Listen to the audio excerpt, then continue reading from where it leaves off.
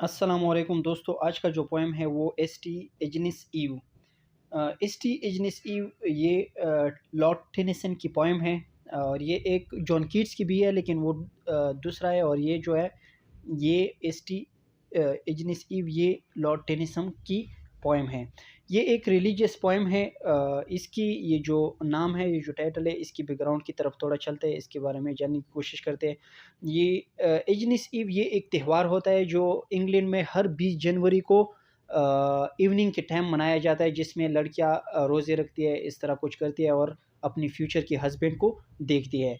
और एजनिस ईव ये यहाँ पे ये जो पोएम है इसमें एक लड़की का नाम है। ये लड़की रूम की एक लड़की थी। इससे एक रूम का ही एक लड़का था, वो शादी करना चाहता था। लेकिन ये लड़की शादी नहीं करना चाहती थी, ये वर्जिन रहना चाहती थी।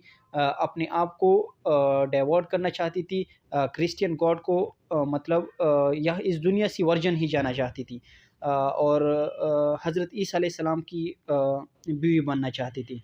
तो फिर ये लड़की जो थी ना, इसने उसका जो प्रपोज़ल था वो रिफ्यूज़ किया और फिर उसने उसकी एक कोठरी में बंद किया। फिर उसके सामने कुछ लड़कों के लिए लेके आया कि इसकी वर्जिनिटी को ब्रेक करे, और फिर वो लड़के ब्लाइंड हो गए। इस तरह की स्टोरी है। तो ये इजनिस ईव इस पोएम में कहती है कि डीप पहले इसमें ये स्नो के बारे में बताती है। ये जो पोएम है इसमें बताती है कि ये स्नो हो रही है और उसको एनवायरनमेंट को बयान करती है। फिर उसके बाद अपनी वर्जिनिटी को स्नो के साथ कंपेयर कर रही है। इसमें वो कह रही है कि deep on the convent roof the snow. ये जो कह रही है कि कन्वेंट रूफ जो है ना, जो छत जो है ना, वो बिल्कुल स्नो से भर गई है, मतलब बिल्कुल स्नो से स्नो उसके ऊपर आई है। और स्पार्कलिंग टू द मून। और ये जो स्नो है ना, वो सूरज की चमक से चमक रही है। My breath to heaven like vapour goes.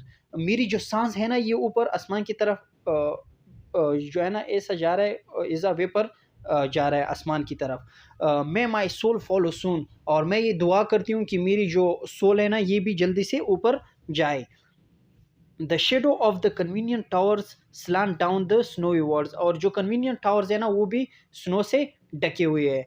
और still creeping with the creeping hours that lead to me my lord. और ये इसी तरह ये जो इसी स्नो में जो मेरी जो ब्रीथ है ना, ये उस तरह ऊपर जा रही है ना। तो इसी तरह एक ना एक दिन ये मुझे लॉर्ड तक, मेरे जो गॉड है ना, उसी तक मुझे पहुंचाएगी। Make you my spirit pure and clear is are the frosty skies, or this first snowdrop of the year that is my bosom lies। और इन लास्ट 4 लाइन्स में वो क्या कहती है, अपनी आप की अपनी जो वर्जिनिटी है ना, जो अपनी प्योरिटी है, उसको स्नो के साथ कंपेयर कर रही है। वो कह रही है कि जैसे इस जो विंटर आया हुआ है ना, उसकी जो फर्स्ट स्नो ड्रॉप है, फर्स्ट स्नो ड्रॉप जो होता है ना, वो बिल्कुल प्योर होता है, आसमान से बिल्कुल प्योर आता है, यहाँ पे वो गंदा हो जाता है ना। वो कह रही है कि मुझे इस दुनिया में इस तरह प्योर इस दुनिया से उठाओ, मुझे इस दुनिया से इस तरह प्योर, इस तरह वर्जन उठाओ, जिस तरह विंटर की फर्स्ट स्नो ड्रॉप होती है। तो ये था फर्स्ट स्टेंजा।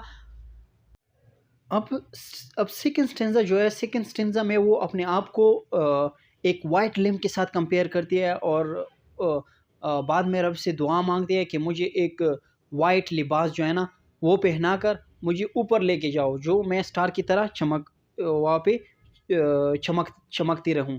तो ये कहती है, is these white robes are solid in dark to yonder shining ground, is this pale taper earthly sparks to yonder urgent round to show my soul before the lamb। अब इन 4 लाइनों में 5 लाइनों में वो कहती है कि मेरी जो वर्जिनिटी है, मेरी जो प्योरिटी है ना, उसको ऐसा करो जिस तरह एक वाइट लैम्प होता है। लैम्प जो होता है ना, वो प्योरिटी की वाइट जो कलर होती है ना, वो वैसी भी पीस और प्योरिटी की सिंबल होती है। तो वाइट लैम्प जो है ना, वो वैसी भी एक मासूम सी लैम्प होती है, मतलब एक प्यारा सा लैम्प होता है ना।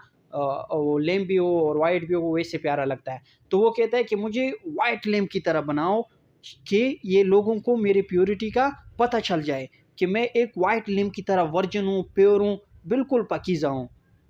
अब नेक्स्ट लाइन में वो कहते हैं कि my spirit before you so in mine earthly house I am so that I hope to be break up the heavens O lord and far through on yon starlight keen draw me the bride a glittering star in raiment white and clean।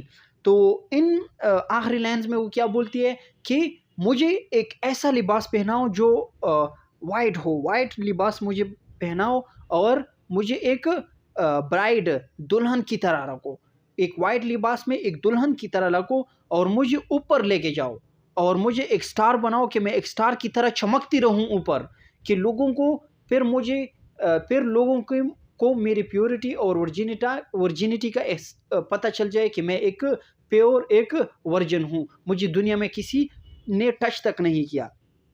ये था second stanza. अब ये जो third stanza है, इस third स्टेंजे में वो अब ये वहाँ की मतलब अपनी वफ़ात के बाद जो ज़िंदगी है ना, ऊपर जाने के बाद जो ज़िंदगी है ना, जिसकी वो डिज़ायर थी कि मैं यहाँ से इस दुनिया से ऊपर जाऊँ अल्लाह की अपने गॉड की तरफ, और वहाँ पे मेरा दूल्हा हो, मेरा दूल्हा वहाँ पे इंतज़ार कर रहा हो और मैं एक वाइट लिबास में एज़ अ दुल्हन वहाँ पे आ जाऊँ। तो उसमें ये डिज़ायर करती है, दुआ करती है, वहाँ की मंज़िल को बयान करती है।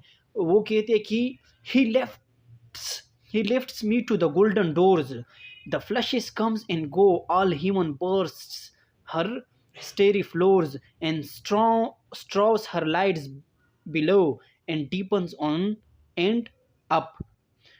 वो अब इसमें कहती है कि जब गॉड मुझे ऊपर बुलाता है ना, जब ऊपर लेके जाता है तो मेरे लिए वहाँ पे गोल्डन दरवाजे खोल दे।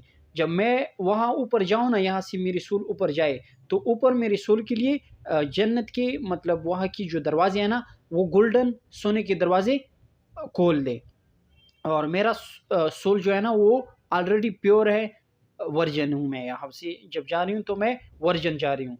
तो आगे वो कहती है कि the gates roll back and far within for more the heavenly bridegroom waits. और यहाँ से जब मैं जाऊँगी तो मेरे लिए वहाँ पे एक दुल्हा इंतज़ार कर रहा हो, to make me pure of sin the sabbath of eternity one sabbath deep and wide the light upon the shining sea the bridegroom with his bride. और इसी तरह जिस तरह मेरा दुल्हा वहाँ इंतज़ार कर रहा हो और मैं वहाँ जाऊँ और मैं अपने दुल्हे के साथ वहाँ पे बिल्कुल चमकता रहूँ लाइट की तरह इन समंदरों के ऊपर।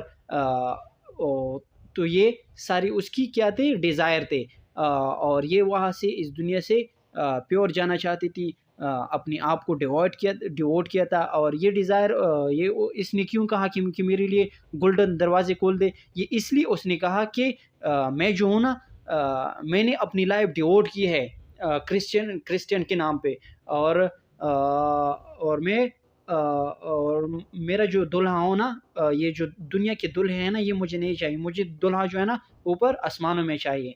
ये मतलब जिस तरह हम कहते हैं ना ईसा अलैहिस्सलाम, उसको अपने आप को उसके लिए डिवोट किया था इसने, कि मैं यहाँ से बिल्कुल वर्जन बिल्कुल प्योर जाऊँ और मैं वहाँ पे शादी करूँ, मेरा दुल्हा वहाँ हो, मैं एज़ अ दुल्हन यहाँ से जाऊँ। तो ये था इस पोएम में सब कुछ। तब तक अपना ख्याल रखिएगा। अल्लाह हाफ़िज़।